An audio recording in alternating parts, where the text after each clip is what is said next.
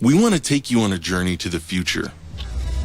A world where the smartest, most creative minds from all around the globe come together to tackle the biggest challenges on Earth, to imagine the impossible and change the world. That future is now. Born in response to a challenge to reimagine transportation, rLoop is a global network, including some of the brightest minds on the planet. And through the power of crowdsourced engineering, we have created levitating pods capable of incredible speeds.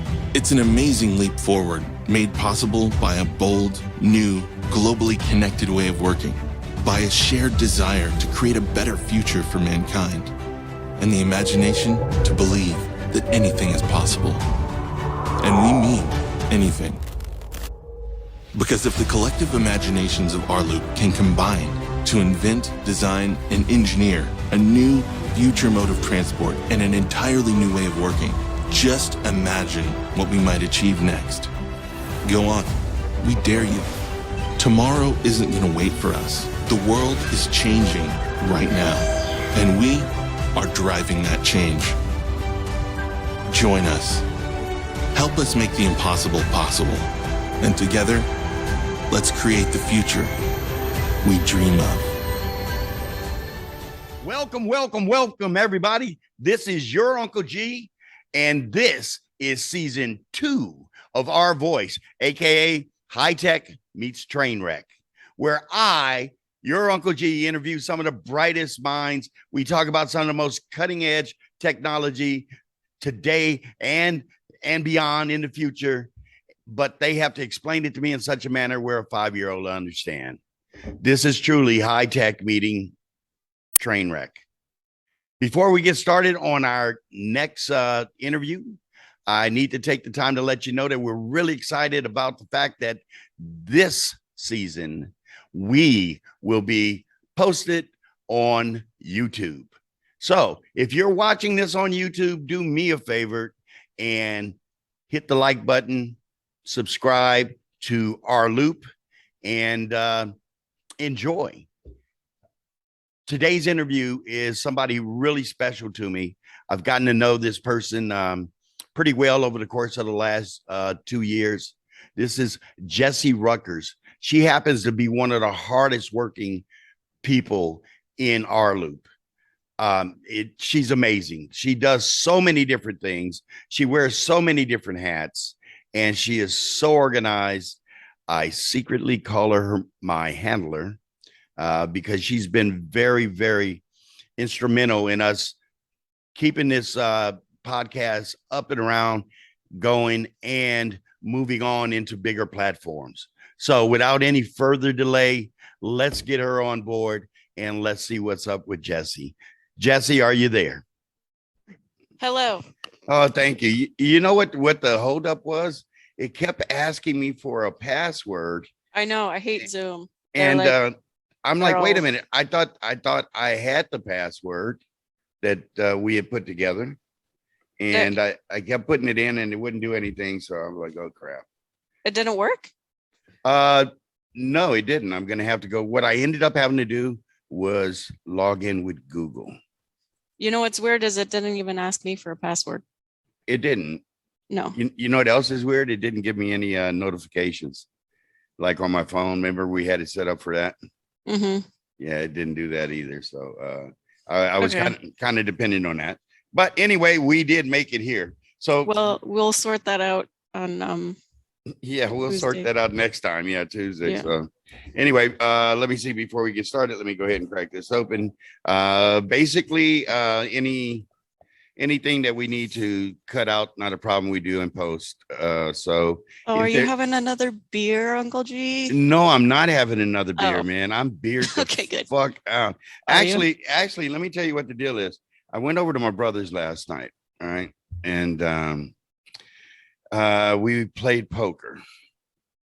And I was up until 6:30 in the morning. Oh my goodness. With my brother and all of my nephews. And how fun. No, it's not fun because after a while, you know, fun? Yeah, when it gets into 3-4 in the morning, it's just total debauchery anyway. You know, it's just yeah. You know, the conversations are silly and It's the same old stuff being hashed out again, all the screaming. My throat is killing me, you know. Yeah, my throat is like gone right now. So I'm hoping I can keep it together. But anyway, let's do this. I've already introduced you, Jesse Ruckers, and I had great things to say about you before I let you in the door. As one of the hardest working people in rLoop today. Oh, that's definitely not true. Well, I mean, I see more of you than anybody else. That's for sure. I think it's because they're so busy. I would like to believe that. That would be great. You know, hopefully they're not too busy where they can at least come on board and do a show with us. This is the beginning. This is season 2. Do need to apologize to everybody out there. There's been a gap between season 1 and season 2, and that gap was called COVID, and a lot of things just went down the toilet during those hardcore COVID months, you know. So a lot of the projects that rLoop was doing is just kind of were mothballed. Wasn't a lot of activity. So with this new season 2 coming, we're hoping that we can get the word out there. Thanks to your help by helping putting this show on all these different platforms. Let's try to ramp up the 2 things, you know, ramp up recruiting for other people that might be interested in rLoop, who's never heard of rLoop, and to reach out to the loopers that's been, you know, underneath the rocks, you know, during the COVID, and remind them we're here and they can come on back in. So there you go. Let me go to this computer over here real quick. You know, I was looking at what you had sent me, my my little cheat sheet, and I'm like, oh boy, no, she didn't. Yeah. You know, I asked all these questions, you know, where we can, you know, things. What do you want to talk about? Tell me about yourself. The first one I looked at said blah, blah, blah, blah, blah, blah, blah. Oh, you looked at the wrong sheet. Yes, I did look at the wrong sheet when I was looking at that one, you know? Yeah. And then I saw the other one that you did. Well, that's not much better than blah, blah, blah, blah, blah, because you really didn't tell me nothing about yourself. So I'm just going to have to extract it like a tooth, man. I'm sorry. Well, I listened to the whole season 1. Yeah. It was really awesome. And like, I met you and I've been to Zombieland and everything. And it's yes, like, you have. If a listener were, I think I just want to hear your story and like have that broadcast across the podcasts, because it's such a cool story. And the whole Zombieland, you know, is basically like the inception of rLoop, and you're like our warehouse down there. So I think it's important to learn about you. I'm a better listener than talker though. So we're just going to sit here and we'll play the theme from Jeopardy. I'm like, any minute now, she's going to say something. Okay. That's fair, because there'll be new people meeting us. So I tell you what, I'm going to flip it around. Here's the mic. Oh, fancy. There you go. And you do the interview then. Okay, Uncle G.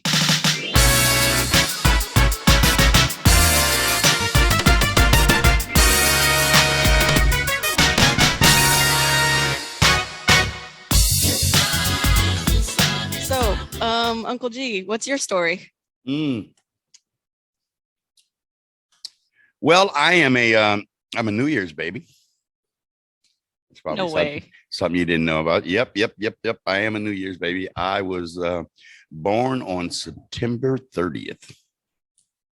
So there you go. Which happens to be exactly 9 months from a New Year's Eve party that my mom and my dad went to and found themselves in the coat check room. So that has been verified. So there you go. Joined the Navy when I was 17 and spent 20 years in the Navy on active duty, an additional 10 in the Fleet Reserve, for a combined amount of 30 years. So I was actually retired and out of the military by 37. The last 10 years was just, sitting around hoping that they'll never call me, which they never did. Let's see. That's that was very that's pretty much my life. I consider myself more a pirate than anything else. Of my 20 years, I spent over half of it in the South Pacific, between the Philippines and Japan and Guam and Thailand. That's more like my backyard. I spoke a pretty decent Tagalog for a long time, and Chamorro, which sometimes I just wait to bump into somebody who knows how to speak Chamorro, so I could say, Chamorro is spoken on the island of Guam. Guam, for those that don't know, is a American Commonwealth, one of our territories. It's about 12,000 miles away from California, and it's one of the most beautiful places in the world. Smack dab in the middle of the Marianas Trench. A little fun fact, Guam is the tallest mountain in the world below sea level. It's about 35 miles long, 7 miles at the widest point. And there is more life forms in the local boat basins than there are in all 7 of the Hawaiian Islands combined. It is just absolutely breathtaking. The people there are just so sweet. And I call that place home. Let's see, what else is there pretty much to say? Got involved in rLoop back in early 2015 is when I first met the guys from rLoop. As you know, Zombieland's not that far from Elon Musk and SpaceX. I'm, pretty much in South Bay in the same area. And I guess these guys were flying in from all over the world, bringing their Hyperloop vehicle, their H-Pod, and thinking that they can go to an Airbnb with this thing and actually work on it out of the people's garage. And, not to mention, we're talking about like 50 people, initially, like day one, it was like 50 people, it seemed like. And it was like, oh, hell no. They threw them out before the day was over. So they just kind of scattered, found rooms overnight. They went walking up and down the street looking for a place to rent out a little bit of space. Wow. So I cut a deal with him. I'm like, look, it sounds interesting. I have a aviation background initially. When I was in the Navy, I worked on aircraft, and pretty much everything in the Navy arsenal up to the F-18.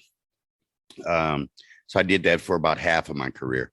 I was a hydraulicsman. So I found that to be very, very interesting. It's tech. So I'm like, yeah, okay. So they asked for roughly about 200 square feet, which you've been to Zombieland, and the roll-up door in the back. If you rolled up the bay door, the loading dock door, pretty much you walk in maybe about 10, 15 feet. That should be your 200 right about there. Mm-hmm. Yeah, that didn't work out. So that was, by day 2, they were all around this place like roaches, man. I was stepping over them, to falling asleep, in corners and underneath tables, and I'm like, what the hell? And I'm like, they're growing, if you turned around, they ended up with wires all over the place. And what was really interesting, what was really, really, really, really cool is that there had to have been 10 people on laptops that never really spoke. They just was down on the laptop, just typing up all you heard was just, you know, and that was it. I'm like, wow. And so after about the third, fourth day, I would go over there where they were at, you know, and just try to get them to say something, you know, bait something out of them. But they were focused, and it worked out. It worked out good. We won the innovation award. Had the rap party for the Hyperloop competition here, and which was really, really interesting because the other teams came, you know. It's really, really interesting, you know, because I've never seen so many Ubers before in my life. I'm like, you know, dude, nobody drives on. But keeping in mind, these guys are flying in from all over the world, you know. So yeah, they're coming with Pellegrino and you know, fancy water, and I'd run them right on out, man. If you don't go to the liquor store over there and go get some beer, you know. And yeah, we ended up having a rip roaring time, and that was the first year competition. By the second year competition, there was actually 2 in 1 year, so that would be the third competition.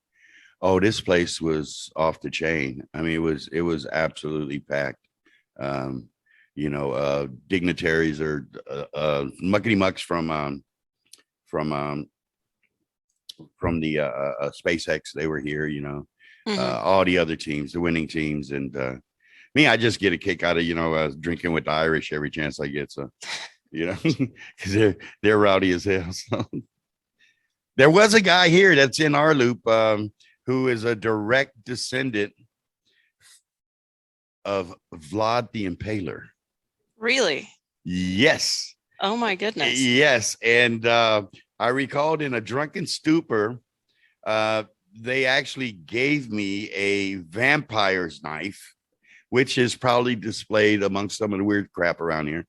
And we blessed it with some Romanian potato vodka that his grandfather made. Wow. And we sang Romanian songs, and it became a whole thing. We danced around in circles and stuff like that. So Zombieland is 100% vampire free. And if a vampire comes in here, we know how to deal with him. So there you go. Yeah. So after that, you know, I just stayed affiliated. You know, I made some great friends with rLoop.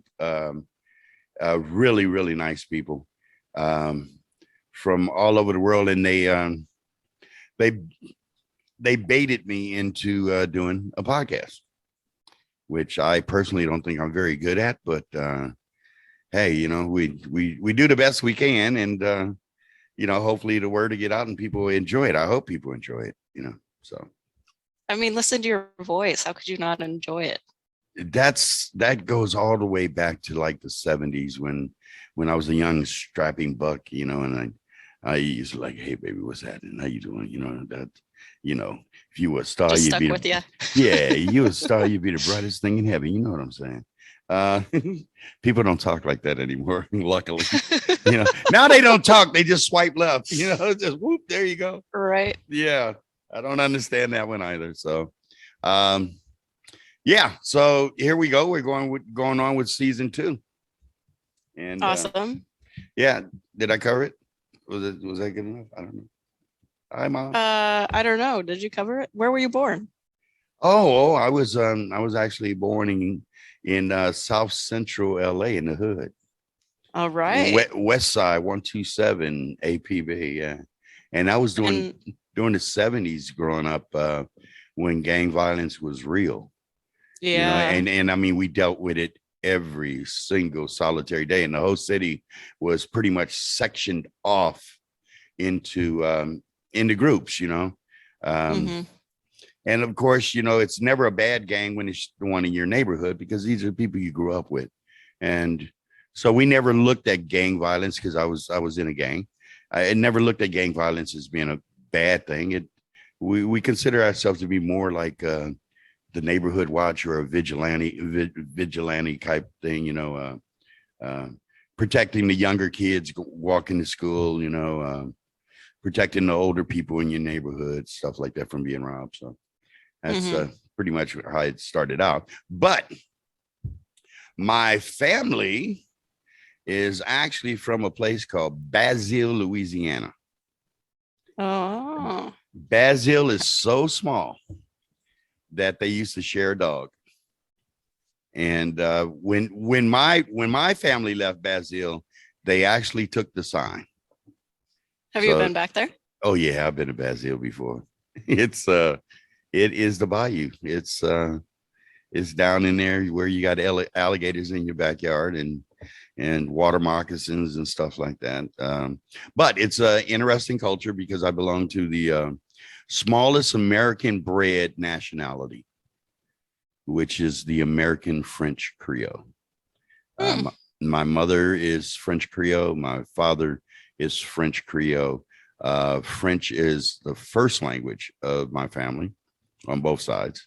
Had relatives that would not speak to you in English at all.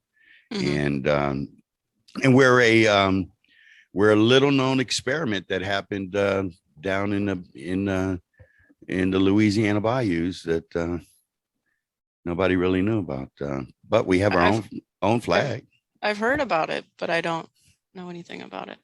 Well, you want me to tell you? Can I tell you? Yeah, no. It's actually it's an interesting story because I personally would love to write a book, but I have enough problem just cleaning my browser. So, but if I could write a book, I would write this story, and hopefully Spike Lee would take it on.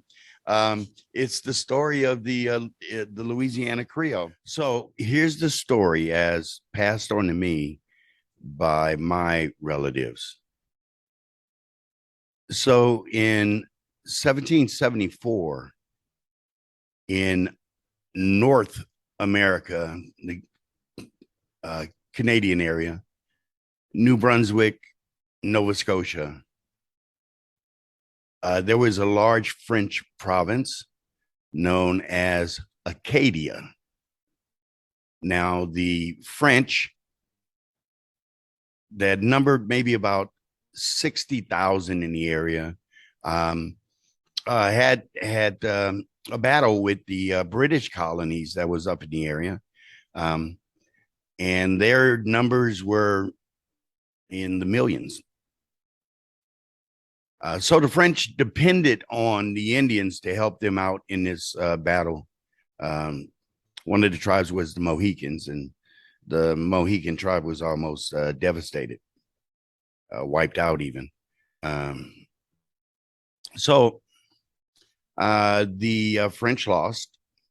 And what the British did was they imprisoned all the able-bodied Frenchmen and banished the rest of the French colony, the women, children, elderly, to other French territories outside of the northern part of the Americas.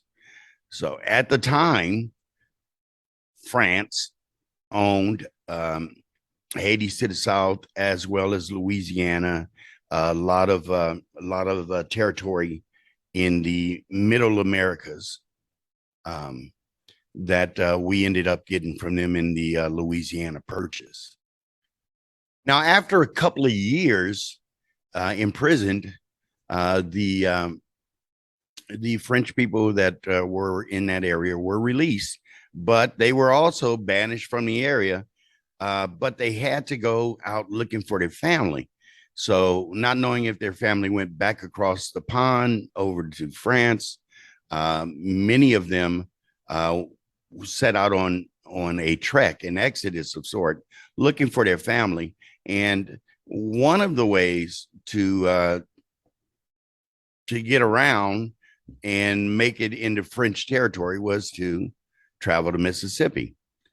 So a lot of these Frenchmen from Acadia ended up going down to Mississippi looking for family members until they went all the way to the end of the Mississippi and found the Gulf of Mexico and the Louisiana Bayou. Pretty pissed off that they couldn't find their loved ones. they ended up settling down in that area.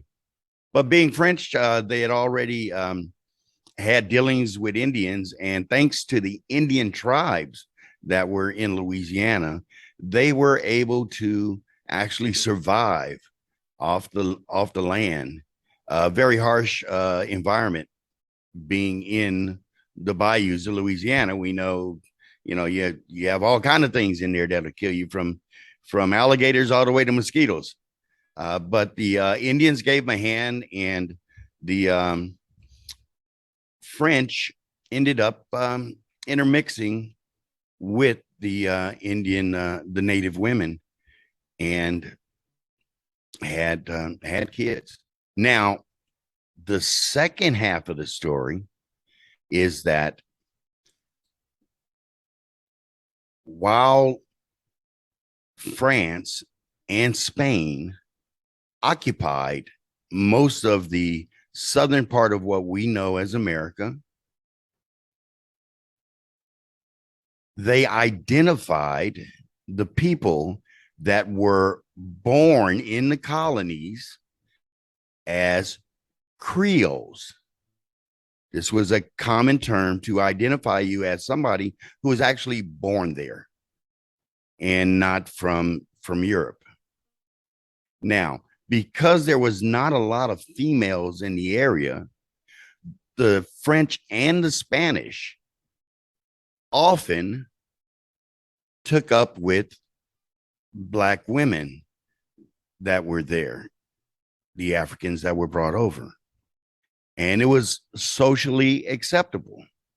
In many cases, they would marry, have children, and their offspring, by virtue of being born there in the New World, and by virtue of being of mixed blood, were also called Creoles. They were called French Creoles or Louisiana Creoles. They all spoke French, and in a lot of cases, most cases, their fathers were well-to-do.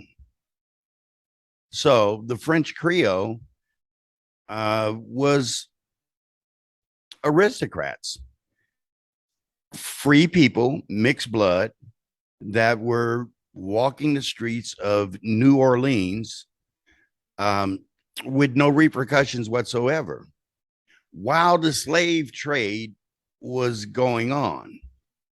So shortly after that, 1776, when America takes over from the British colonies, they really ramped up the slave trade. Now, the American settlers, George Washington and those guys, all slave owners, had a problem with Black people walking around free. And after the purchase of the Louisiana property or the territories, tried to wipe out the whole French thing and the mixed blood thing. So that became a problem. But no matter how much they didn't like it, they did not want to start a war with Spain or with France. So those that were considered to be French Creole were still allowed to walk the streets with impunity. Now, here's the third part of the story. Slaves that were running away from their masters often found it easier to go south into the bayous than to go north to the Mason-Dixon line. The Mason-Dixon line is actually up near Pennsylvania. That is a very, very long trek past Virginia. So if you are a Georgia slave, if you're a Florida slave, if you're a Mississippi slave, it was easier to go down into the bayous. Plus, the white settlers of the New World, the Americans, who was chasing after their slaves, had an issue with going down into bayous because they knew that there was a group of people that had been down there for the last close to 100 years now that were pretty pissed off and did not like dealing with people. Now, those were the Acadians, but the Puritans or the New Americans couldn't pronounce Acadian, so they called them, you ready for this? Cajun. So when you think about a Cajun, you're thinking about a Frenchman from Acadia who came down to Louisiana, down into the bayous, and intermixed with the Indian tribes that were down there. Now, the black slaves that were able to get down there, once introduced to the Indians, were able to assimilate. The Indians had never seen people darker than them, and they looked at the black slave as some sort of, well, almost like a god. So they were able to find refuge in the swamps with the Cajun and the Indian, and they too intermixed. So now the experiment is complete. The Acadian French, the indigenous Southern Indians, and the runaway black slaves combined in the bayou to create a hybrid Creole, not a class, but a nationality, the American French Creole. So if America is the melting pot, then Southern Louisiana has to be the petri dish, and the American French Creole is the spawn from that experiment. Able to very easily assimilate with the colonial Creoles, the majority of the American French Creoles were very content to remain in our own environment, in Cajun country, in places like Mamou, Ville Platte, Lake Charles, Houma, Opelousas, Crawley, Kinder, and Basile. Intermixing with the families that were down there, the Broussards, the Matoyas, the Ledays, the Fontenot, each name having its own unique ingredient on how they came to be. And as time went by and we continue to flourish, we see emancipation and then the Jim Crow South. The American French Creole was pretty much underneath the radar from all of that hatred and bigotry. Because in Cajun country, blacks and whites lived in harmony together. We lived together, we loved together, we partied together. And when you say party, this is what we enjoy doing. From our food to our music, the gumbo, the jambalaya, sauce piquant, the boudin sausage, the country Cajun music, and the hot accordion and washboard sound of Zydeco. This is all ours. The American French Creole, our contribution to the melting pot. Do you think it would make a good book? Yes, 100%. And you know what? I'm a ghostwriter. I can. All right. Oh, you do too much stuff. You do entirely too much stuff. So you folks out there, that's the whole thing with Jesse here. Jesse works too hard. You scare me, actually. Is you do just so many things. I'm like, come on. So now ghostwriting. What about this? What if we did it as a screenplay? That would be amazing. That's the way to do it. A cool movie. Yeah. That would be the way to do it, especially being they're always looking for content. Mhm. Because now you have what, Hulu, Discovery, it just goes on and on, Yeah. and Netflix and Yeah. all of that. Every week, I'm sure they're like, okay, what's the next idea? And when I see this in my head, I see a love story. Actually. Me too. That's exactly what I was thinking. A romance. Yeah, That'd be perfect. romance. Yeah. With the big galleon ships and Yes. and stuff like that. Oh yeah. Definitely. Let's do it, Uncle G. All right, I'm down for it.